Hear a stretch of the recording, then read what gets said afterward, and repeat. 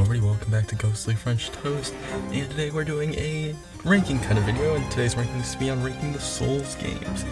So enough dawdling around, let's dive in. So kicking off the list at the bottom of the barrel is Dark Souls 1.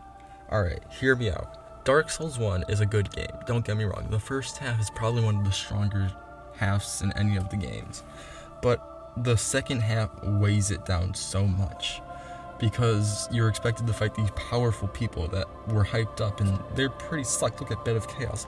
Look at all of Izalith as a whole. Izalith as a whole sucked. And I get that it was rushed, but still, I'm putting it at the bottom of the barrel. It's the one that gave me the least enjoyment, and it was the only one I actually took a break from, took a month break. And I streamed that one. You can tell that I didn't really enjoy it. Not saying it's a bad game. The Painted World is amazing. Anne Orlando's amazing. The run-up to Anne Orlando is amazing. Defeating the gargoyles and Quaylana and Ring of the Bells is awesome. But the second half just weighs it down so much. And the DLC is good, don't get me wrong, but I just feel like the middle half just weighs it down so much.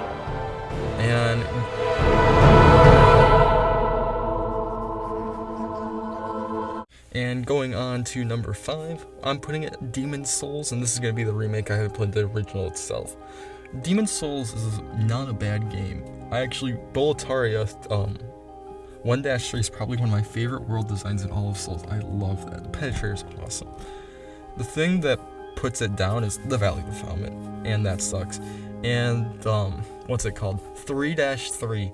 I swear to God, I hate that.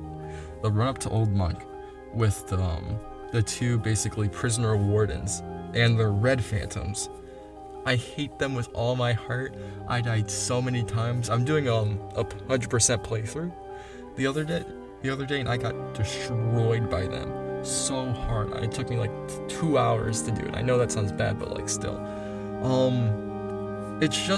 It doesn't have the aspect as a Dark Souls game. It just feels like the start, and that's what it is. It's the start of the Souls franchise, and it basically, unless we're counting Kingsfield, but I'm just counting Demon's Souls as the start, as the basically baby for Dark Souls and everything that comes forth.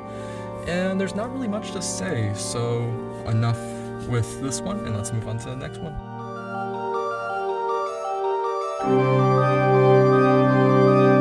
And number 4, we have Dark Souls 2. Alright, hear me out. Dark Souls 2 is a really good game. The combat's probably one of the best besides Sekiro. We're gonna get to Sekiro in a bit. Probably the best in the entire franchise, to say. The base game itself holds it down. Nishandra's really disappointing. Velstat's hitboxes are awful, and the hitboxes are bad in this game. Don't get me wrong. I don't know. It just has some character that Dark Souls 1 was missing, because Dark Souls 1 had a really good opening, but a really meh middle area.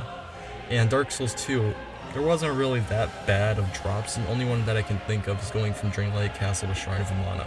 Shrine of Amana sucks, don't worry. That's why I'm putting it down before the top 3. And the DLCs, I have to mention DLCs. The DLCs are probably the best in the entire Souls franchise. That or either the Ring City or Old Hunters are amazing.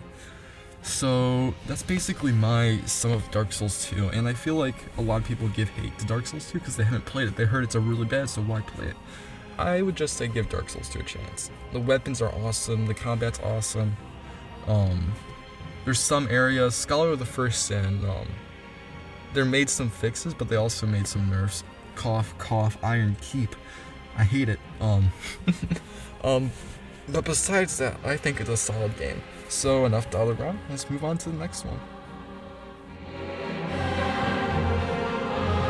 And in number 3, we have Bloodborne. Bloodborne is such an interesting design perspective from all the other Souls games. It basically enforces you to you gotta play aggressively, you can't play passive, stay behind a shield. And I really enjoy that combat. I don't know, the first half of the game, and there's one boss, Mikolash. Mikolash can go die. Mikolash sucks. Because I was doing I'm 100%ing all the Souls games. I already 100% Bloodborne. I struggled with Mikolash on my final playthrough, and I hated them, so I basically cheesed them with poison rests. I'm like, I'm not doing this. Mikolash sucks. because he got into a constant loop of just running around, and I'm like, man, this sucks. And besides that, Bloodborne's an amazing game. If I had to recommend a Souls game to get into, I would recommend Bloodborne to be your start.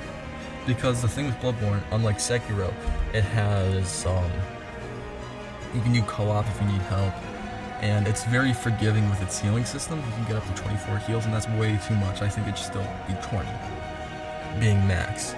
And yeah, that's basically, and I really liked the atmosphere, like with the second half to Lovecraft. I'm a good fan of like SCPs, Lovecraft, all that kind of feel, and I just really enjoyed that. It was something I didn't expect when getting the Bloodborne. So yeah, that's it for Bloodborne, and let's move on to the final two. Personally believe the final two can basically be interswapped because they're both really good games. But I'm gonna have to put number 2 at Sekiro. Sekiro is an amazing game. The combat's amazing. The story is amazing. I really love the final phase of Ashiana Castle and how it basically turns into this war zone. It has some of the best bosses. Ishin the Swordsman is probably the best final boss in the franchise. But I don't know, it just felt incomplete, if that makes sense. There's a ton of endings. Yeah, there's the Shura ending, which is awesome in Japanese. I definitely recommend you go watch it. It's sick. I don't know. It's an amazing game. And the combat's probably the best in the entire Souls. The stealth's amazing. But I don't know. I have to give the edge to our number 1, which you can probably figure. But I'm going to finish wrapping up Sekiro. Sekiro, the bosses, if I had to say one thing, the switch from Genichiro, which basically taught you how to parry all that and check your skills, and then threw you at Guardian Ape sucks. Guardian Ape, his grab attacks, oh man. His second phase is not bad, but goddamn, it sucks. And now we're gonna move on to our final boss, and yeah, not boss, final game. Number 1, we have Dark Souls 3. Dark Souls 3 is always going to be a special place because this was my first Souls game, and I just think it's the best out of all of them. It involved the combat of Dark Souls very well with weapon arts, and it's the best like in the Dark Souls, Demon Souls kind of part with weapon arts, all that kind of spiel. And it brought over the combat style of Bloodborne. The rings are amazing, the bosses are great. Besides, there's one boss crap. I think a blank. Ancient Wyvern, there we go. And I don't know, just something about I always love going back to it. If I'm feeling upset, I'll go do a new game plus cycle, because that'll only take me like a day. But besides that, it's an amazing game. I would recommend anyone to go get some friends and play it. It's great. It has some of my favorite gaming experiences of all time. And yeah, hopefully you enjoyed the ranking videos. So yeah, see you next time. I go see French Toast. Bye.